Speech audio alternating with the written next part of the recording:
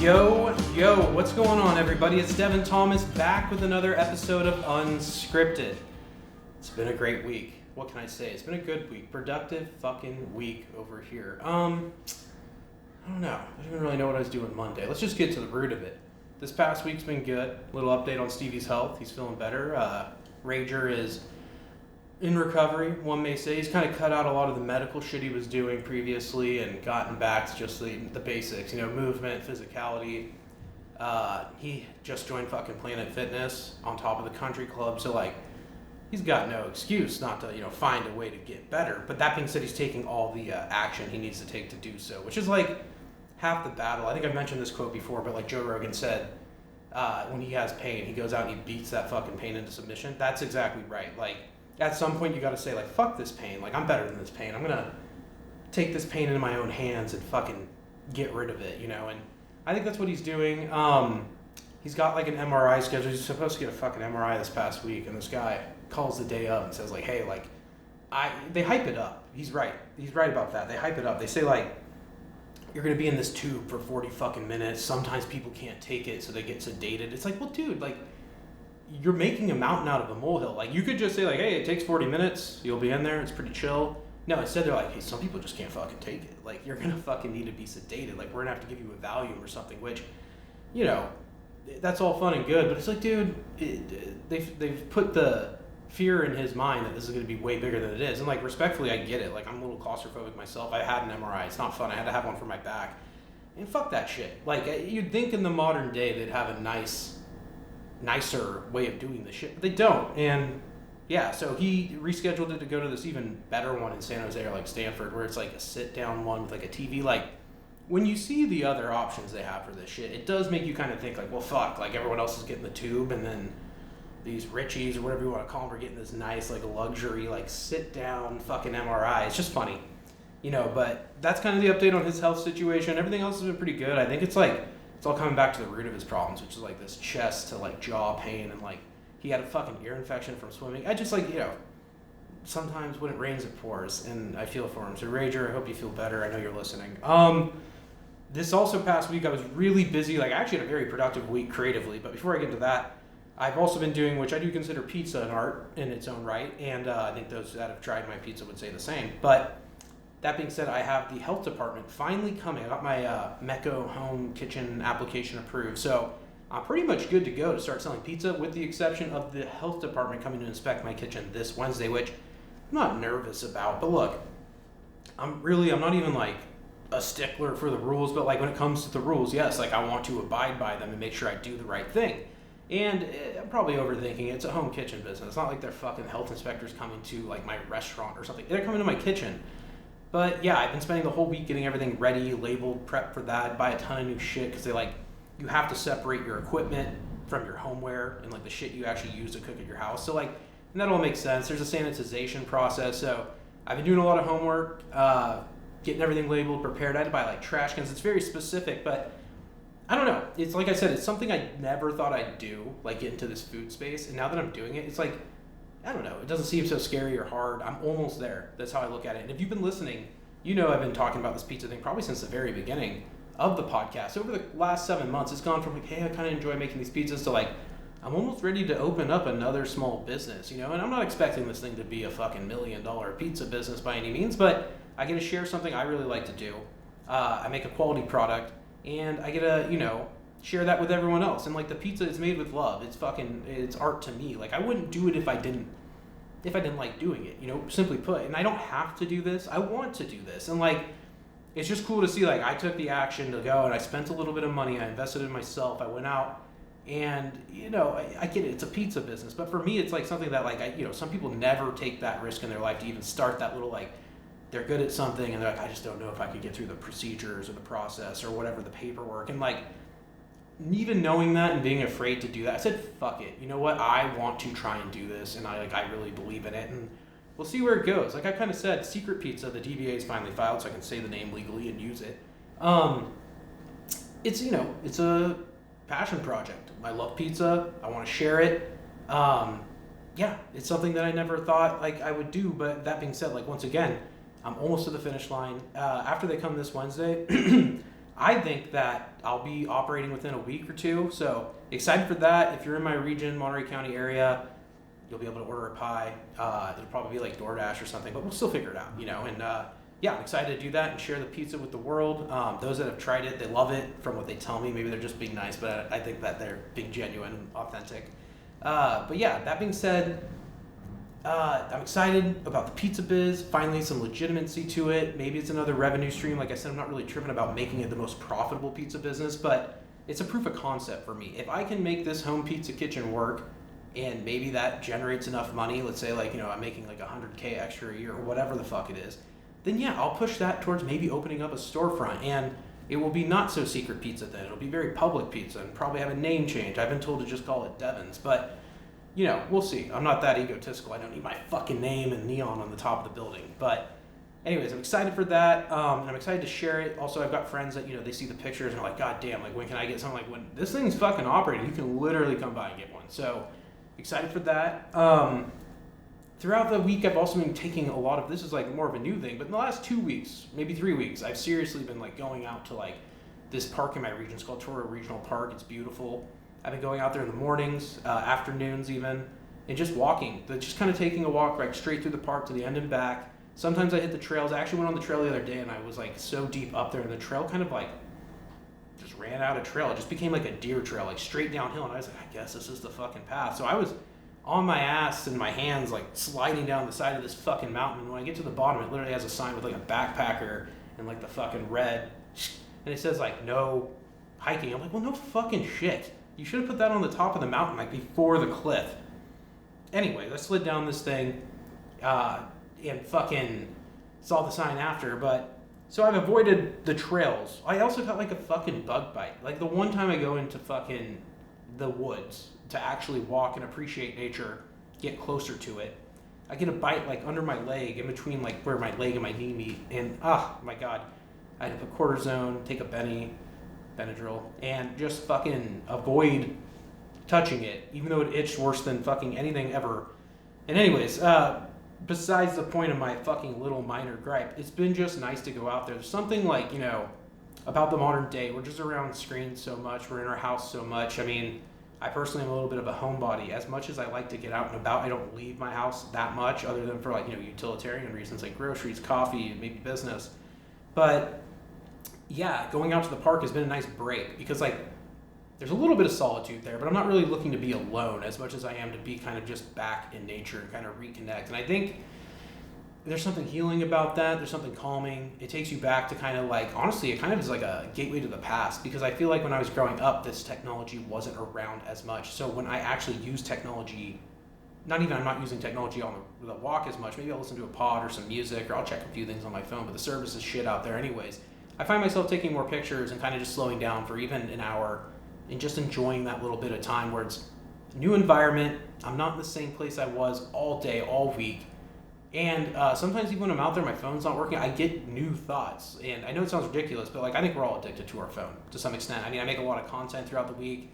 I read a lot of information. I do a lot of research. I like to be educated, up to date on news, culture, politics, everything, to be quite frank. I like to stay well informed.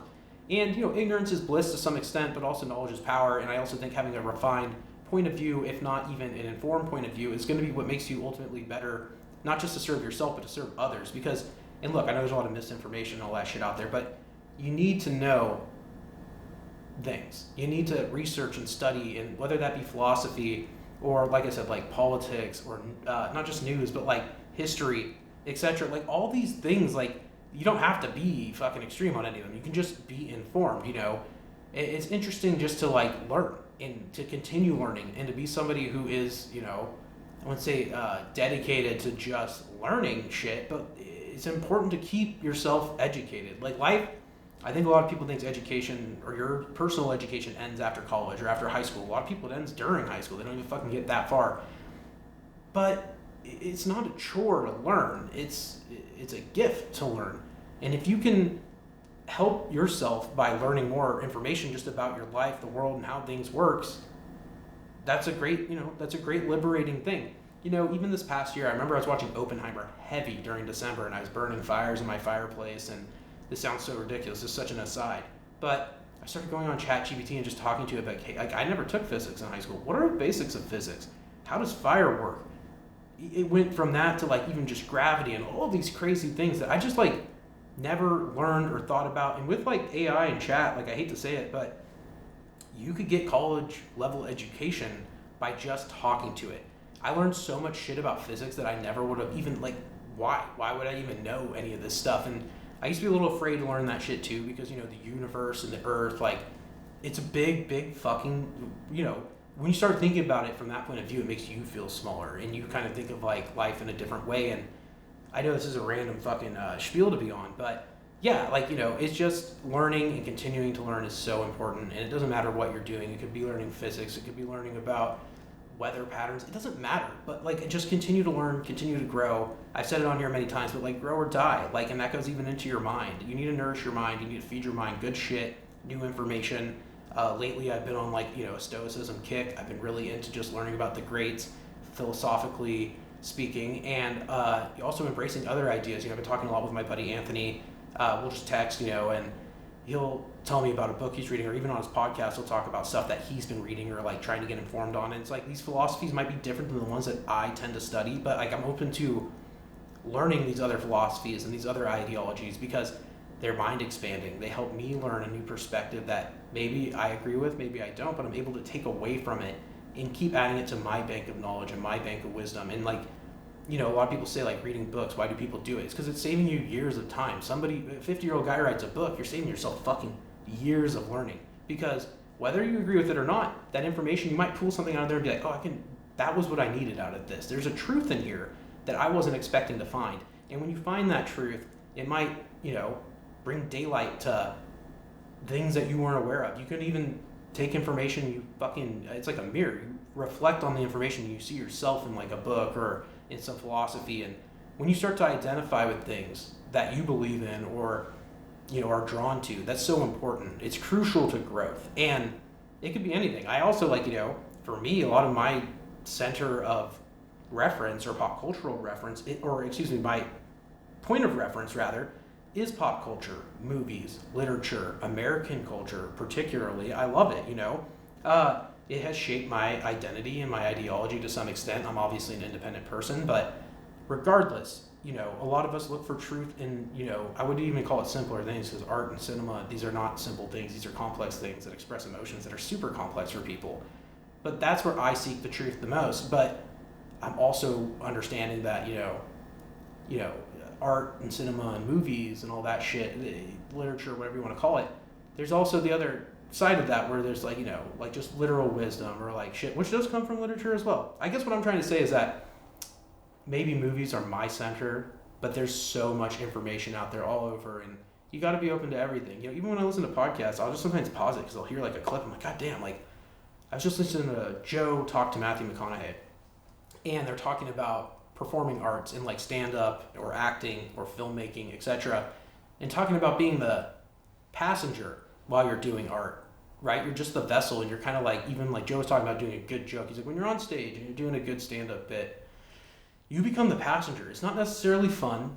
You're kind of just in the moment. You know what you're doing, you're conscious, but you're just kind of not beside yourself, but like almost out of body. You're just like, it's like a blackout, and it's just happening.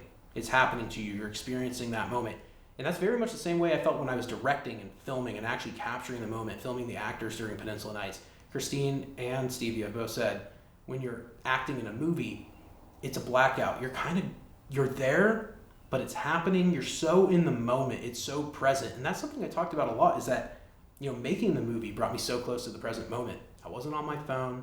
I wasn't thinking about, oh, what's my fucking Instagram, you know, or this or that. Like, I wasn't thinking about what am I going to do later. I was thinking about like this moment. That's it. Fully committed to the moment. And I think that's something I appreciate the most, probably coming out of the filmmaking, but also thinking about what Joe and Matthew were talking about, was that in that moment, I was the passenger myself. And whatever you want to call it was taking over the magic of the moment, the magic of art. You know, it doesn't matter what you do. You could be, you know, a fucking carpenter and you're fucking carving the wood, and like in that moment, like, you know, you're one with your fucking art. You're one with your craft. It's anything. It's like when a musician plays a show, sometimes it just takes you over. You know what notes to play. It's there's obviously muscle memory, and you've practiced and you've sharpened your tools to be as good in that moment as you can be. But there is something else there, and I don't know what to call it. It's just that other element where you become the passenger and you're on the ride, for that moment. And that's I think what the high that all artists are chasing is, like, how do I get to that point? How do I get there again? Will I get there again? That's the fear every artist suffers when they're like, I don't know if I could do it again, I talked about this a lot. After making Peninsula Nights, I was just so stressed out about, like, I gotta fucking live up to this movie. I gotta fucking do it again. And, whether you like the movie or not, I don't give a fuck. But, like, for me, I saw the potential that I had. I saw it was untapped until that moment. And I saw how much time I had wasted on the way to this movie. And not wasted, it's all growth, it's all, it's all snowball effect. But for me, I couldn't let myself feel, not feel good, but I felt like, fuck, you wasted so much time. You didn't need to do that. Why'd you go and fucking do that, dude? Why did you, And I started, like, beating myself up a little bit more about what I was thinking. You can't change the past. You just can't. You can't go back and say, like, oh, we could have gotten started sooner. Everything happens for a reason. I'm starting to believe that, for sure. But now, knowing that there was so much time wasted and maybe old habits or things that I did got in the way of success, I made conscious choices to avoid that at any cost, because I saw my potential. I still see it, and I know that I can reach it if I just keep fucking pushing. And that means cutting out all the bad habits, cutting out all the things that hold me back, waste my time, and don't make me excellent, don't make me good. I see a lot of people in our generation, particularly the millennials, maybe I'd say, let's say like 28 to 43, 45, right? This bracket. People are they're feeling like they didn't get their fair shake in life. They're feeling like, why is it not working for me? Why am I not getting what everybody else got? What is it? What's going on for me? Like, and I think it's really like, we got to look in the mirror once again. It's us. We grew up coddled. We grew up in a time where, there was like economic hardships and shit, but like, we had it pretty fucking good. And for me particularly, I've just realized that, like, dude, it's all on me. Like, whatever I want to get in life, it's not going to just fucking happen. I manifest, I sit, I think, I try to envision things. I try to also take action. And that's the thing I'll always come back to on this podcast.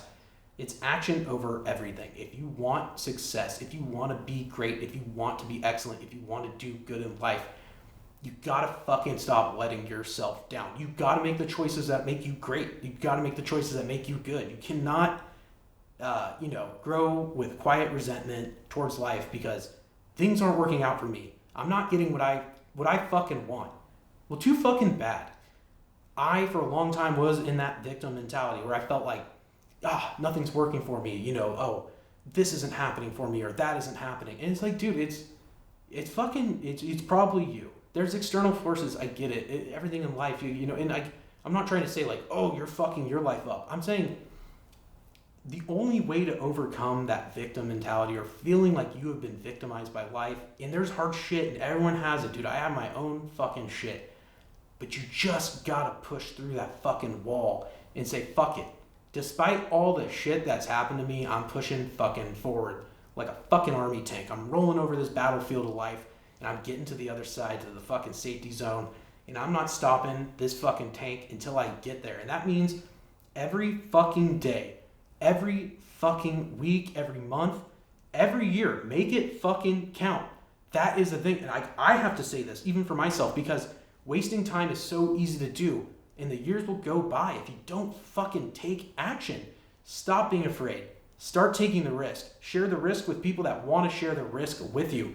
You cannot sit idly in life or it'll pass you by. Time is of the essence. If you want to do something great, today is the day. Go start your dream. Go be great. It is not, you just got to say yes to yourself. You just got to say yes to yourself and go and fucking do it. And you will fucking find the path when that happens. I, for a long time, was just afraid. I thought, I can't do this. I can't be that person. I don't know if people would listen to me or command this attention or be able to get people to do what I want. Making the movie not only built my confidence, but it showed me my leadership skills and the ability that I could have. If I really wanted to make something happen, I could will it into existence. Even this podcast, it's been 7 months, I think. I willed this into existence. On January 31st, I sat down right fucking here and did the first podcast, and I went back and I listened, and you know what? I was not the guy that I am now. I didn't have the voice that I have now. Maybe it was similar, but I think that guy's grown. And I'm not trying to talk about myself in the third person, but I'm just saying, from that point of view, yes, I have grown. I feel it. And I think it's all through action. And like, this has been the thing in my life that's helped me the most, and I want to help you too. And I want people to feel like, if you are feeling confused, lost, angry, resentful of life, it's okay. But you have to make the choice to, man, like, I don't have as much money as I'd like. Maybe I should save some more money. Maybe I should cut out some of those bad habits. And I'm not saying it is what it is. Whatever you're doing, you know, everyone has their coping methods and shit. But like, I don't know, I've said this before, like, if you're broke and feeling like shit and you're sick and tired or you're fat, any of these things, like, maybe like cut out the unhealthy food. If you're hungover every fucking weekend, like, maybe stop fucking drinking. It's okay to do. I'm not saying you can't, but until you're feeling like you're great, like you're the master of your universe, or like at least got a grip on this shit and you feel like you're on the path, cut out the bad habits and double down on health and wellness, mental health, staying physical. Movement is medicine, you know, go get out in nature. Go and do something simple and innocent. It doesn't, you know, the party doesn't have to end, but the party can change. And you can be somebody who still lives a wonderful, fun fucking life without having to be distracted by the things that are ultimately not serving you. And I think that's the most important thing. It's like, if you want to, like, for me, like, it's the filmmaking dream and the writing dream. Like, I don't perform good when I'm fucking hungover. I'm angry and upset, and especially at 32, I just fucking feel like shit. That doesn't mean I don't, like, you know, have like a fucking drink or like to party, but it's just like, that's like every now and then thing. Every other day is committed to like the dream or trying to be successful or to, you know, do business, etc. Because I do business and other things as well. But it's committing to yourself and saying, fuck it. I'm tired of not getting what I want, and I know it's because of me. Not because somebody owes you anything. Entitlement is a big problem in our generation. Everybody wants something. I need this. I should have that. It's like, fuck, man, like, I used to have that mentality. I used to fall fucking victim to that mentality of, why aren't things working out for me? And it's like, dude, it's you. If you want it, man, you need to go and get it. And that's why I'm doing the pizza thing. That's why I'm doing the movies, the podcast, the writing. That's why I'm doing me. I've refused to be a victim. And once you can see over that, you know, roadblock in life and that it's on you, you pull yourself up by your bootstraps, whatever the fuck you want to call it, and you get to work, your life will change. And that's the message I really want to just send out today. It's just, yeah, you can't wait around. And time is precious, dude. It's the biggest asset you have. You know, you might be 25 one day and you wake up and you're 35 the next, and you wonder where 10 years went. 10 years is a lot of time. Don't waste it, you know. Try and be happy. Try and find what makes you happy to do, and try and work on that the best you can. I think I heard another quote. Somebody said, like, spend your 20s just fucking trying everything, your 30s getting better at the thing you really like, and your 40s making money doing it. I think it about sums it up. I feel like I'm really close on my path to getting to a place where, like, everything will just kind of come together, and, like, whether that be financially or career-wise, like, it's not because things are just, like, magically falling into place, which I like to believe that the universe does have a plan for us, and, you know, there is a plan out there somewhere, but rather my actions have gotten me here, you know. Even a couple podcasts ago, maybe 3 months ago, this podcast was being shot on an iPhone. Now we're on a, you know, a nice ass camera. It's, you know, progress, leaps, bounds, you know, kind of passing the Rubicon, or what do you call it, crossing the Rubicon into that point of no return. Like, this is it. We're on the other side and there's no turning back. And I've said this before, burn the boats. Fucking continue on the path. I'm not going back to whatever my old life was, or you want to call it. I'm here and I'm working. Anyways, that's a little bit of my philosophy for you today. Let me get a little sip. Sorry, I've been fucking getting like super parched during these. I think it's because they're getting longer. This week I watched a lot of great movies. I got the chance to watch all the Night at the Museum movies. They were on Disney Plus. I just threw it on casually, and then like Christine came in the room and she's like, "Oh my god, like Night at the Museum?" I'm like, "Yeah." And she and Stevie are about to go to the gym. I'm like, "Fuck, I'll pause it." So they came back, watched the first one, 10 out of 10. The original Night at the Museum, directed by Sean Levy, starring Ben Stiller, Robin Williams, rest in peace. Fucking fantastic man, fantastic actor, huge part of my childhood. And honestly, dude, the guy could do it all. He was just as good at doing stand-up as he was at being a dramatic actor or comedic actor. And I think everyone that's seen his movies, it's fantastic. You know, you can't say anything bad. There's some other faces in there. Paul Rudd's lightly drizzled in. I think Dick Van Dyke plays the original security guard at the Museum of whatever natural history. But anyways, if you haven't seen it, which I'm sure everyone's seen this fucking movie, it was great. It was good to revisit. They sure don't make them like they used to, and I know that's a phrase I keep saying on here quite often, but they used to make the movie for the theater. You know, it used to be for people that went and they wanted this experience, and you can tell there's so much, like, I wouldn't even call it fan service, but you know when you would go to a movie, and this was before social media, so maybe that gave it a little bit more novelty, but like an actor would appear that was like already super famous, and it would be a small role. That's what this movie did. You would go, you see it, oh, I can't believe they're in this one little part, but it amplifies that moment. Now I feel like they've really, they're just going to put in a type actor. They're not looking for someone famous just to throw in there, or like a face to throw in there where you're like, oh, that's so-and-so. Like, I'm trying to think. I can't think of it in the first movie, but in number 2, there was a scene where, because we watched all 3, in the second night at the museum, there's a scene where they who was it? There's a security guard at the Smithsonian. It's Jonah fucking Hill, and he comes out for like, I don't know, it's like a 5-minute scene, but it's like, dude, yeah, Jonah Hill is an A-list actor, it's a heavy hitter. Now I feel like they would have just gotten anyone off the, casting website, like, oh, we'll just put in like a chubby guy here, and he'll be funny because he's a security guard. It's like, he's not Jonah Hill. And that's something that, like, maybe it's because of social media, but also maybe back in the day, like, if you couldn't see this movie other than seeing it in the theater, or maybe some guy selling fucking DVDs on the street, some guy with a shaky camera, I mean, that was a legit way to see a movie back in the day. You would just go and you'd see it, like, oh, like, somebody would tell you, you're not going to believe who's in it. And it might even be that 5 minutes, but you're like, oh, fuck, that's what they were talking about. Jonah Hill was in this movie, and there's some sort of excitement, and then also, like, a reason to go and see it. And, like, I feel like that's a little lost on modern audiences. Things just don't feel like they carry as much weight with cinema. Like, even these movies for being, like, I think the first one was 2006? Maybe? I think it was 2006. Dude, it was a heavy hitter. Like, the whole movie was just fucking outstanding. They always end with that nice, like, feel-good moment that, like, I remember walking out of theaters even as a kid, and you get this, like, nostalgia just thinking about it, but, like, it was like a vibe. Like, and maybe it's just being a kid, but I don't get that feeling when I walk out of, like, most movies now. It's just, like, really dramatic at the end. There's not, like, that kind of, like, endorphin pop song. I know it sounds ridiculous, but it used to end on a high note, quite literally. You'd walk out, like, another movie I could reference, which I think 2005, Hitch.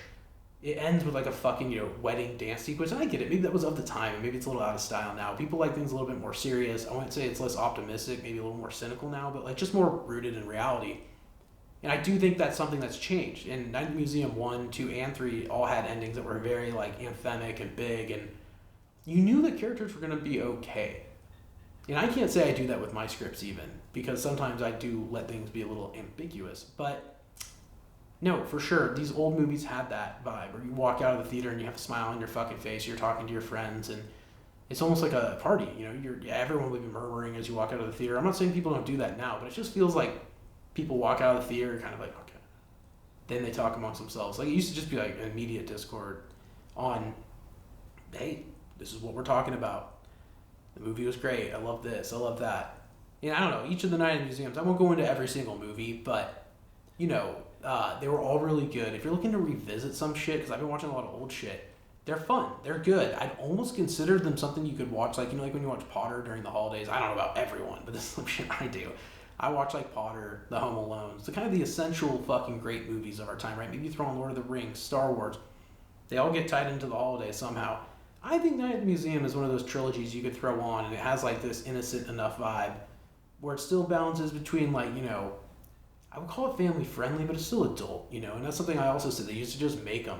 They didn't make them for kids necessarily. I understand this movie was adapted actually from a children's book. I didn't know that, but we were looking it up. I think the book was written in, like, 91 or 93, but, in the book was, like, literally a children's book. So the way they adapted it, somebody optioned it, maybe Sean Levy, maybe it was Ben Stiller, and they made it into this story that worked in that framework. But as much as it is for kids, it's a very adult film. And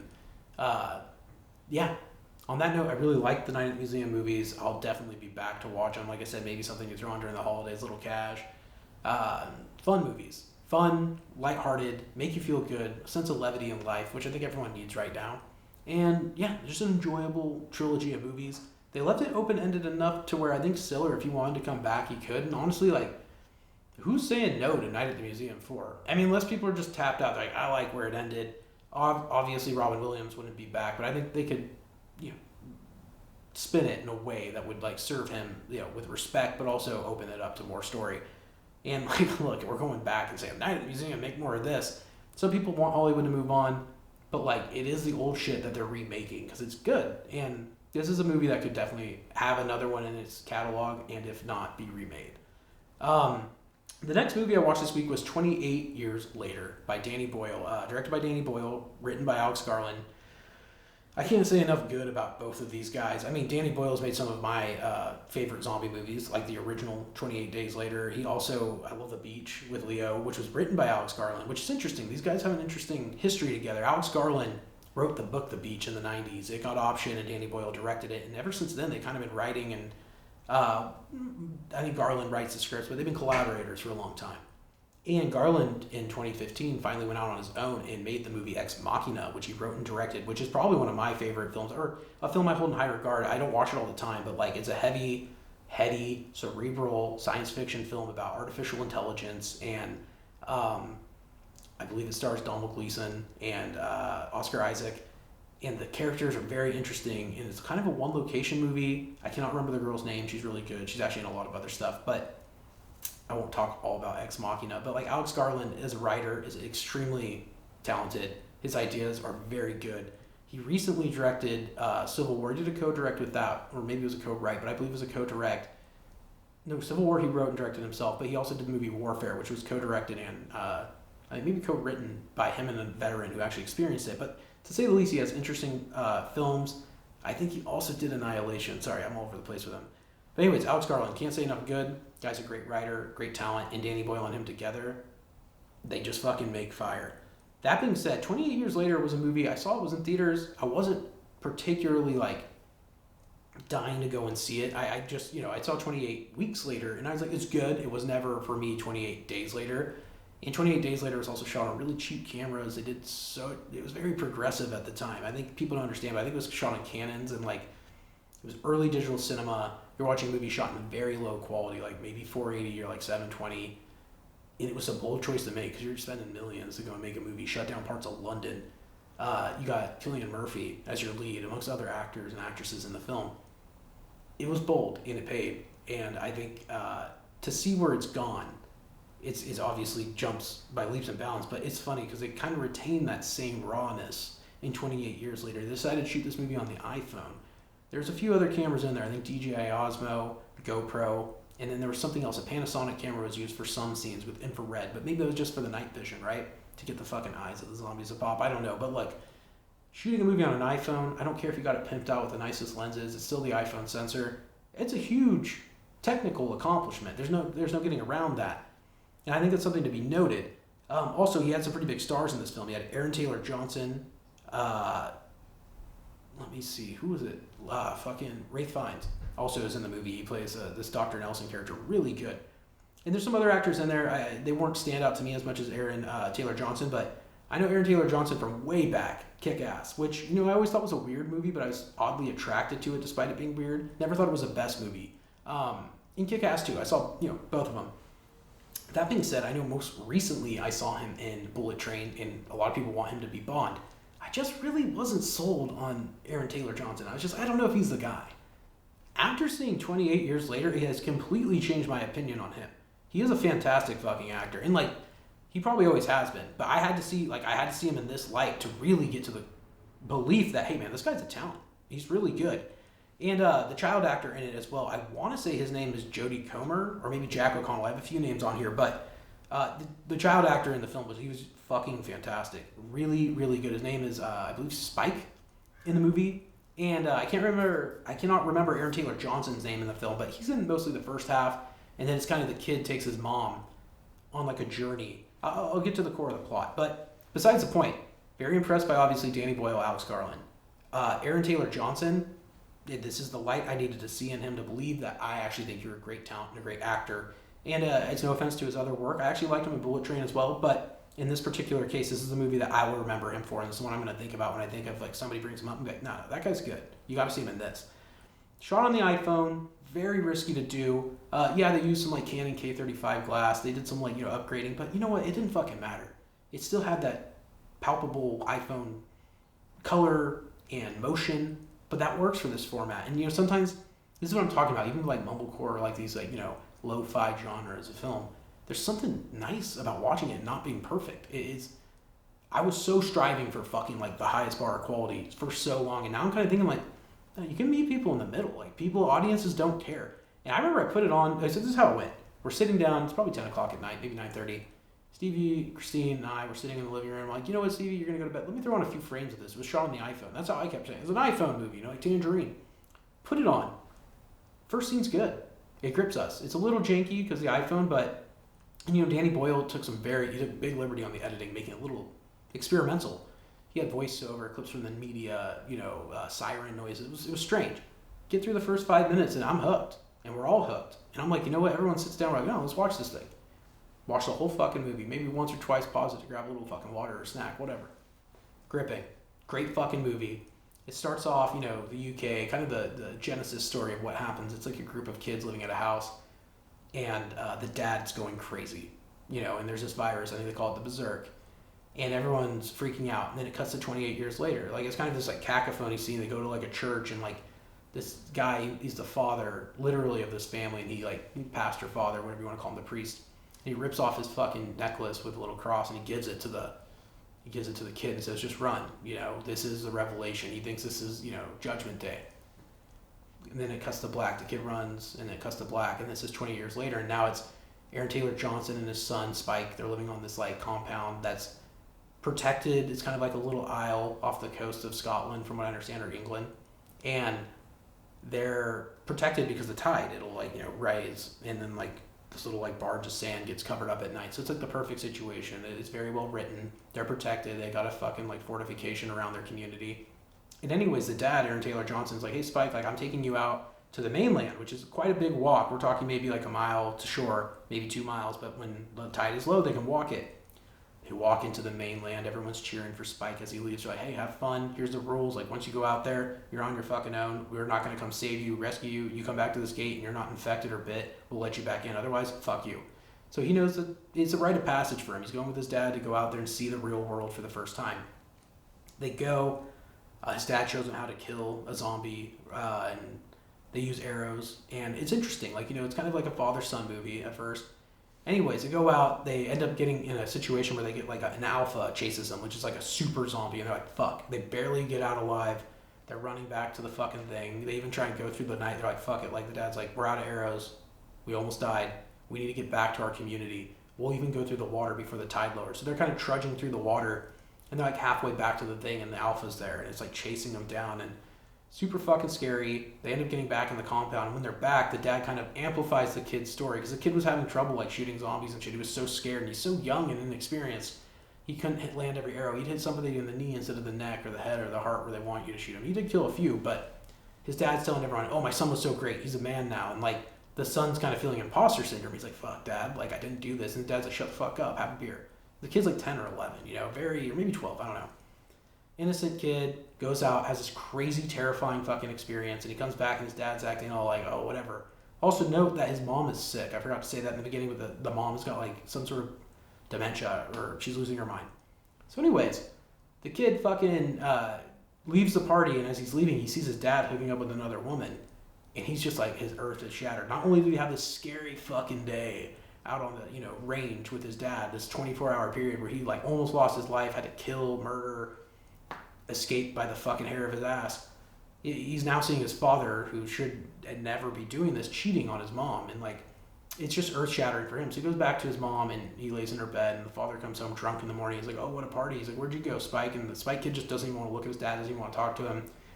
And he literally confronts the dad and says, hey, his mom's sick. Are you going to get with this other lady? And the dad's just pissed that he got caught, and he ends up hitting the kid. And that's kind of like the turning point for the kid. He's like, you know what? Fuck this. You don't care about mom. I'm going to find a way to save her. Also, I mind you, when they're out in the mainland, they see a fire burning on the hill, and the dad says, oh, that's nothing. And, sorry, we got a plane flying over. Anyways, when they go to the mainland, they see a fire, and the dad says, that's nothing. And the kid asks his grandpa, who's the mom's father, And he says, oh no, that's Dr. Nelson. And the kid's like, there's a doctor alive that can maybe help my mom. Anyways, when the dad is confronted and the kid says, like, I'm going to take mom to this doctor, the dad says that doctor, like, literally is crazy. He's just out there he's just got thousands of bodies or whatever. It's weird. But anyways, that's the catalyst for the story. The kid finds out there's a doctor, the mom's sick, the dad doesn't care from what he understands, he wants to hook up with the next woman already. He's like, fuck it, fuck my dad, fuck all this shit, I'm going to go and take my mom to safety. And that's what he does. It ends up becoming him trying to get to this doctor, and I won't ruin the whole plot because I feel like I've given quite a bit away, but that's the setup. He has gone out into the world, he feels a call to action, and now his hero's journey begins. It's time for him to go back out into that world with his mom and try and find the way to save her, because he knows no one else will. And that's really, as much as his dad wanted him to grow up on this fucking, overnight experience, like kill and I'll tell everyone you're a man. It took him, once again, taking action into his own hands to find the truth he's seeking, to become the man or the person he wants to be. He doesn't hate his father in the movie. He's just realizing that he's the only one that cares enough to get the goal done, which is to really, help out mom. And I think it ended up being a really beautiful movie. It was gripping, nothing like I thought it would be, and honestly probably for the better. And it has a nice full circle ending. I will add that. I won't ruin that, but it has a nice full circle ending that ties into the beginning. And yeah, it was just really well done. And for a movie shot on an iPhone, who gives a fuck? 20 minutes into this movie, I wasn't thinking like, oh, this was shot on an iPhone. I was just thinking, this is a fucking great movie. And I think if you're an artist out there and you're thinking like, man, I just can't do it, I don't have the money, I don't have the budget, blah, blah, blah, blah, blah, shut the fuck up. You can go finance an iPhone for $100 a month. If you really want to make it fucking happen, you can make it fucking happen. There's technology that's there. I've been talking about this for a while, but we have bridged that fucking gap. The barrier of entry is so low for filmmaking. That doesn't mean you can just make something that's going to be good and people are going to like it. You got to have a fucking good story. You got to do your homework. You got to be compelling. You got to be able to fucking act and direct and use use your mind. But yeah, actual technology, I think we're getting to a place where look, if Danny Boyle, he's won an Oscar. He did fucking Slumdog Millionaire. If he can go out on an iPhone and shoot a picture and, move hearts and minds, dude, you could probably go out and do something similar. I'm not saying you're going to be Danny Boyle off the bat. He's a talent. But if you really want to make something or just start learning the craft, go out there and start shooting shit. Don't fucking wait. Take out your iPhone. Go have some fucking fun. Go get a fucking editing software. I like DaVinci Resolve. It's free. There's a studio version that's paid if you want to get it, but look, baby steps. You don't need to be fucking Steven Spielberg right away. And I want to encourage all filmmakers, just go create shit. Stop waiting. Don't hold yourself back. Write a script. Shoot some shit. Don't be afraid to make just don't be afraid to make shit. You're your own worst critic. Most people don't give a fuck. They don't give a fuck about what you're doing right now. They don't give a fuck about what you post on social media. That's okay. You'll get their attention if you're doing something that warrants it. And you'll know when you know. So just don't worry, go out there and keep fucking creating. That on that note, if Danny Boyle can do it with an iPhone, give yourself a shot. The next thing I watched, and on that note, 28 years later, 2025, Danny Boyle, Alex Garland, just to hit all the notes, Aaron Taylor Johnson, great talent. I want to say the kid's name is Jack O'Connell. I'm looking at my cheat sheet here. Jodie Comer sounds like the mom. But either way, both fucking absolutely magnificent in this film. And Ralph Fiennes, so good as Dr. Nelson. Yeah, truly just a fucking fantastic actor. I've been watching him for years. I loved him in Schindler's List. Loved him as an overstatement. But I thought his character was menacing and terrifying. He's a fantastic talent. Voldemort, obviously, it seems like he plays a lot of villains, so I'm not completely off on this. But yeah, he's just good. He always delivers. And I think this was a role that was really good for him because I saw him once again in a different light. And it gave me a version of him that was more empathetic and open to, I guess, humanity is what I would say. He's a great fucking talent. Okay, moving on. 10 out of 10, by the way, on 28 years later. I said moving on 3 times now. 28 years later, 10 out of 10. Some people don't like my ranking system, but fuck it. 10 out of 10. I would watch it again. I think it fits better into the catalog. Maybe 28 days later, 28 years later, 28 weeks later, I need to revisit. I don't know why I'm bashing it, but I need to revisit. Okay, so the Charlie Sheen documentary. I don't know if you've seen it. It's crazy. It's wild. Do I like Charlie Sheen? I don't hate him. Is he a bad guy? I don't want to say he's a bad guy. Does he do wild shit? Has he done wild shit? Absolutely. Did he hurt a lot of people? I think so. Does that mean he can't be redeemed? No. I like to give people second chances. I understand life's a crazy fucking ride. But man, this guy had a lot of second chances. He had 10 fucking second chances. It's interesting. Celebrities are held in such a fucking high regard and such a light. And, like, I think even back then it was even more so because Charlie Sheen was pre-cancel culture. He was I think he honestly might have been one of the first canceled people if you think about it, especially during that, like, 2010s crack cocaine period. He definitely was like, people are like, no more fucking Charlie Sheen. He's getting his show canceled. He's like one of the first internet canceled people, I'd say. He was very ahead of his time despite being like a crackhead. And he's obviously a very smart guy. And he's not on crack anymore or any of that. But during that period specifically, yeah.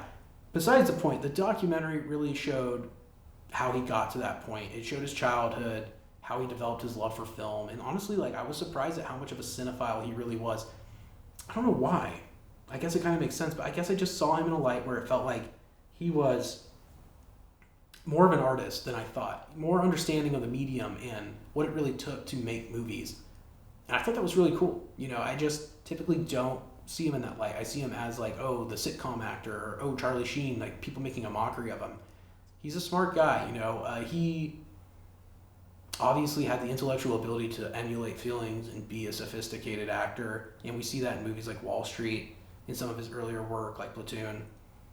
But yeah, he's a natural. And sometimes you're born with that skill, and maybe it's personality or maybe it's confidence. And look, I get it. He's a Nepo baby to some extent. His father's Martin Sheen. He was in hit films. He was on Francis Ford Coppola sets when he was a kid. He was growing up with Sean Penn and Chris Penn and all these other famo people. But yeah, you just like seeing it in that light and seeing the journey, it just changed my opinion on like who he is and what he really did to get where he got. And it's a great story. Despite the bad shit that you'll see in the documentary, I do think that he is a good person at his core. I don't think he means to hurt. He's a self-destructive individual, and I think he's very troubled, and addiction is his disease for sure. I just saw him on a few shows and like podcasts recently. I actually heard him on Rogan, and then like saw him on some other media outlets. But he seems like he's been sober for a while, and I think he's in like this redemption period where I think he's begging for another shot, and it felt more like a comeback than anything. But I just don't know if I won't even say he doesn't deserve it. I just don't know if Hollywood wants to give him another chance, because I think this documentary is a way for him to clear the air. But if he doesn't come back in a big capacity, I think there might be a reason for that. He hurt a lot of people. He ruined a lot of people's careers. He benefited greatly. At one point in the documentary, they say he's making $2 million an episode for 2.5 Men. This is after he had fucked around for years. It's just, it seemed like the worse things got for this guy, the better the opportunity got for him. And they compare him, one of his co-stars, John Cryer, compares him to Kim Jong-il back in the 90s, the 2000s, saying like, he was so erratic and so crazy and so unpredictable, and people were afraid of him. They gave him whatever he wanted because they didn't want him to go, quote-unquote, nuclear or do whatever he's going to do. And I think that, it sounds extreme, but it's a fair comparison. Charlie Sheen was a nuclear person. He was a Kim Jong-il of his time as far as an actor goes, living very dangerously. A lot of the things he did, too, he supported things that, like, he was really into prostitution and drugs, and, like, it's like, it doesn't sound like, it sounds like a harmless crime, but it's like, dude, you're hurting yourself, you're hurting these women, you're hurting a lot of people, you're promoting something that's just not good. I get it's the oldest profession. I'm not saying I don't like sex workers or I don't personally condone that, but, like, I get it. That's a part of culture, the oldest profession, right? But, he wasn't helping it. He was giving people a lot of money to do things that were bad and buying a lot of drugs and just spending it. He was just frivolously spending this money. But I guess it just didn't matter. And I don't know why. He kind of gets to the core of it. Maybe he was trying to hurt himself, or maybe he just was lost in life. I haven't been Charlie Sheen. I don't know the pressure this man was under. It seemed like a lot. He also, his life had fallen apart. He'd been divorced. He had a lot of kids. Drug addiction, public embarrassment, humiliation from his addictions, multiple overdoses, trips to the hospital. It was a very public life. And he also had to put his family, like Martin Sheen, through that. Emilio Estevez's brother. There's another brother in there. I think his name was Ramon Estevez. I wasn't familiar with him till the documentary, but it was good. He also had a very sober friend, Tony Todd, who was with him his whole life. Good friend, just really loved him. And yeah, it's just crazy that somebody could be driven to a place where they feel the need to do this, even after a tremendous amount of success. So it's almost a cautionary tale if you watch it. And there's a redemption arc in there. And I think everyone should watch it. It was a fun documentary to watch. I'm making it sound super serious, and there are serious moments, but, it shows you how you can be corrupted by power to some extent. And power doesn't necessarily need to be political. It could just be fame. greed, wealth. He had enough money to have sexual power over people, financial power. He could control your life. I mean, he had one drug dealer that he was paying for his apartment, and the guy would just hang out with him. He said every time he'd see Charlie Sheen, he'd give him like 15, 30 grand. It's like sometimes I'd stay for a week. We just hang out, smoke weed, smoke crack, watch TV, do regular shit, listen to music. And it's like, goddamn, like, now even hearing it now, it just sounds like a lonely existence. He had no one to turn to. And maybe that's his own doing. Obviously, he made choices. But anyways, if you want to see a wild celebrity tale that, ties into Hollywood, I think, the Charlie Sheen documentary is worth seeing. And it was good. And Charlie Sheen's an interesting guy. His family's interesting. His career's interesting. He's had so much success, and he's been so troubled throughout it. But right now, he seems like he's in a good place. I think he said 7 or 8 years sober. Congratulations to Mr. Charlie Sheen. I think that's great. He also confronts a lot of controversial things that, may or may not be true. But I'll leave that up to the audience. You should go watch it, though. It's on Netflix. Netflix always does a good documentary. I'm always impressed with what they, actually give out to the public in that, or their releases, rather. I think it's always good. Anyways, Charlie Sheen doc, I thought it was a 10 out of 10. It was entertaining, fun. Go watch it if you haven't seen it. Another movie I got to watch. I watched it last night. Stevie was mostly editing some footage. We've been doing some test footage and shit, trying to find the right, the perfect settings, which is like an endless quest, believe me. But it's worth it, because when you find settings that are better, it just makes everything better. And that also helps with like workflow, etc. So always be camera testing if you are a cinematographer or somebody who's interested in filming. Always try new shit too. Don't be afraid to fucking get in there and change up the shit. Superman 2025. I watched this last night. It was interesting movie. James Gunn wrote and directed it. The cast is David Cornsweet as Clark Kent / Superman. I know him particularly from the movie Pearl. This was the first time he came onto my radar. Really liked him in Pearl. He played the theater owner / he kind of gets in a relationship with Pearl. I wouldn't quite say he uses her, but he wants a casual relationship. He's a very bohemian guy from the city, and she's like a small town girl. And she's attracted to him, and they end up like having sex and sleeping together. And like when he sees that she's actually kind of crazy, is turned off, and he ends up getting murdered actually by Pearl in the film. But that was a little bit I'd seen of him. And when I heard he got cast as Clark Kent / Superman, I was like, wow, that's random. Good for him. I actually looked into it. He only got paid like $700,000 for this movie, which I know it sounds like $700,000 only. I'm just saying, it's not, a king's ransom for a film of this, size and scale.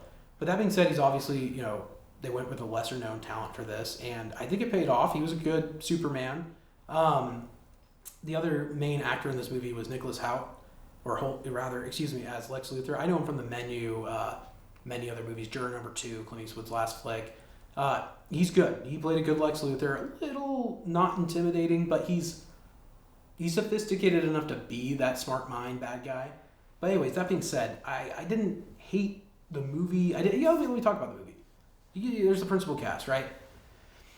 It was interesting. The plot narrative was a little different. It started kind of in the middle of the movie, which, for better or worse, I didn't dislike it. It just felt a little weird. The way it started was abrupt. And then there was no Genesis story. It just happened. It just got into it. There's no character development or setup. It kind of cut out like in a Batman movie where they don't show Bruce Wayne's parents getting killed.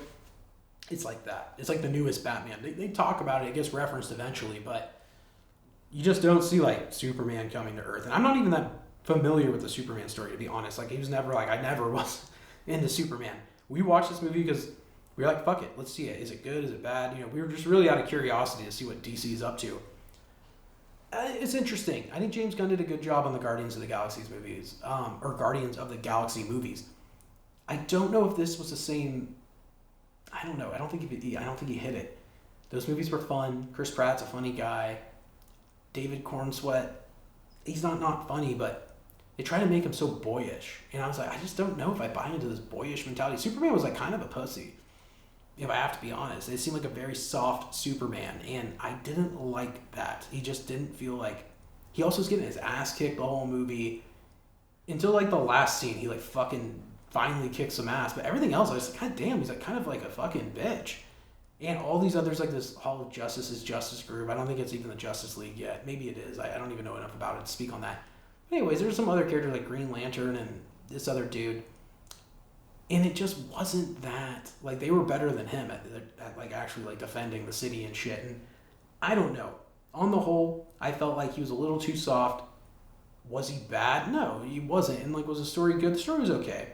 The script wasn't terrible. There were some cool things like that. This little pocket universe where they lock people up. I thought that was interesting, but overall, I just couldn't get behind it. It felt out of tone with the more serious nature of DC films over the past few years. And like, for better or worse, I mean, maybe it's for better, maybe it's for worse. Like I said, like when you want to make a movie that's like colorful and bright and fun, that worked with Guardians. Do I think it works in the Superman DC universe where it's more like, I wouldn't even call it gothic, but a little bit more grungy and a little bit more serious? I don't think it worked. And I'm not saying the movie wasn't good. Like, it's an optimistic film. There's some hope. There's some good actors in it, too. I can't remember his name, but the kid who plays Gideon in The Righteous Gemstones, he's in it. I didn't know Lois Lane. Her name's Rachel Brosnahan. And I just didn't know her. I'm not saying it doesn't make it good. It's just sometimes it's important when you're watching a blockbuster to kind of know a face or two in there. Yeah.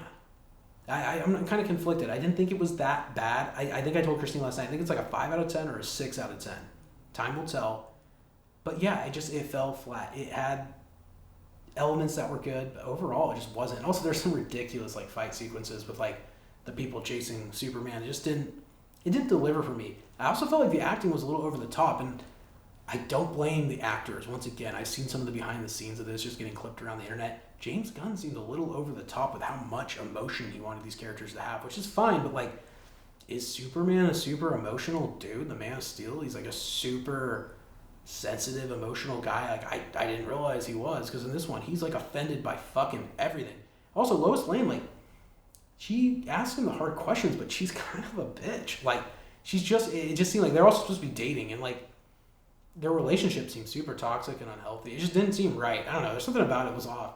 I didn't like it. She was super fucking unlikable as far as that goes. And maybe, once again, I don't think it's the actress. It's when you're making a movie, you bring as much of what you want to it, especially as an actor. Because I'm pretty like with the actors. I'm like, I'm not telling you how to do it. I'm letting you do it. If I don't like something, I'll let you fucking know. But like, show me who the character is, because I've written it and I've given it to you. It's yours now. Show me what I want. Not even what I want. Show me what you can do with it. And if I don't like it, I'll tell you what I think. But like, I'm trusting you to be this fucking person, because I can't. At this point, it's out of my hands. It's you. You're that person now. I've given the words to you. I've given the character to you. I feel like James Gunn had a hard time letting go of like fucking that major key. I haven't seen a lot of behind the scenes. I did see some where he and David Cornsweet were like arguing a bit about what the character should be doing or feeling. I don't know who was right. I gotta go back and maybe watch a little bit more. Maybe I'll watch a doc on it. And I didn't think I'd even fucking go this deep into Superman. But yeah, I think James Gunn, maybe the direction was off. I didn't even think the directing was bad. It felt not great, which isn't good. You want to go into a movie, especially like a movie like Superman, or like for me, like let's say a Batman. You want to go in and be blown away. Those Zack Snyder Batmans, I'll give them a second chance, but I remember just being, like I love Ben Affleck, one of my favorite actors, but this is not for me. Was no Christian Bale, was no Christopher Nolan. Sometimes things don't work. Sometimes things don't work. And with this movie particularly, I really felt like it did not work. Let's see it on the financials here. Made $615 million worldwide. Yeah, it's good. It's not great. I mean, like Avatar 2 was banging out fucking $1 billion, which I get it. It had a history of a big box office, but I don't know. 615 million against what? Maybe 200, maybe 300. I gotta check the numbers there. It's not gonna not make them not make another one, because I saw that James Gunn's in charge of DC now at fucking Warner's, and I heard him say we're making number 2 already. Like they're already getting ready to gear up for it. Maybe it's already script is done, or maybe it's already in production. But he's not wasting any fucking time, which I actually agree with. If you're gonna make these movies, make them consecutively. That's what made like Hunger Games or Harry Potter so great, is they just film back to back to back. Even the new Batman with Robert Pattinson, the Batman 2. I think they said it was like a 2027 or 2028 release date. It's like, god damn, dude, I think the first one came out in 22. It needs to come out soon. Go and film it, grind it out. You can still make something good, fast. Not saying rush it, but you don't want to wait too long. You don't want to wait too long for anything. I think that's the biggest regret is most of these fucking people that make sequels and shit, they're like, we're going to wait 8 years. It's like, well, fuck. Like, not everything's Terminator 2. You don't wait 8 years for the sequel and like, yeah, that worked out. But you gotta fucking deliver and knock it all out. So if the only thing I can compliment on this movie, I mean, I'm not saying it's a total piece of shit. Would I watch it again? Maybe. I didn't even think the cinematography was that good, to be quite frank. The CG's okay. A little, I wouldn't even call it phoned in. Just seemed like a little unrealistic. The movie was not going for realism. Let's say that. But yeah, I just don't think it was the best it could be. The only thing I will say for this is that James Gunn, if he's going to work quickly and try and just bang this fucking content out, and I'm not even trying to use the word content, this material, these films, then fucking do it. Because you got to just deliver and commit and follow it through. You don't want this to be a one-off, which I think that's the big risk nowadays with a lot of big IP. If that movie isn't a banger, that guy's not going to be Superman again. There'll be no second time seeing that Lois Lane. The Gideon kid, you're out of the Daily Planet. We don't need you anymore, son. Go find a new gig. It's brutal. It used to be like, hey, we're going to try this thing out. We're going to do the 3 pictures.